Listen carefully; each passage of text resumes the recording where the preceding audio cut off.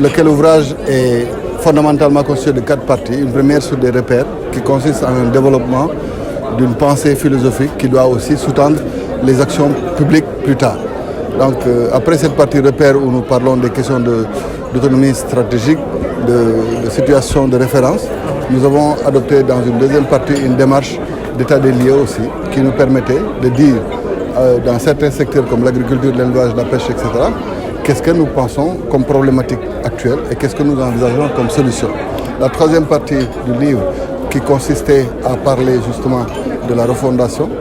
permettait justement qu'on puisse parler de certaines problématiques clés qui sont des besoins essentiels de notre pays, surtout sur la quête de justice, sur les institutions, sur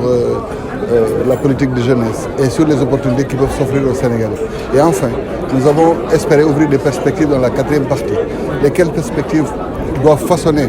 le rôle de la société civile, des hommes politiques, du Sénégalais de demain. Et c'est une réflexion d'ensemble donc qui, au-delà du diagnostic que nous avons fait du monde, de l'Afrique et du Sénégal, nous appelle à nous projeter et à faire comprendre qu'il est possible que le Sénégal de demain soit construit sur la base de jalons clairs et qui peuvent redonner un espoir à la jeunesse de notre pays.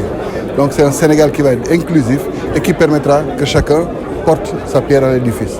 Voilà, je voulais donc remercier aussi les différents membres de partis politiques et de candidatures qui sont venus aussi spontanément nous rehausser de leur présence et les experts que sont les professeurs Khadim Bamba Diagne, Babacar Gueye et Djibi Diakhaté, de même que tous les autres acteurs qui ont pu participer sereinement à la cérémonie.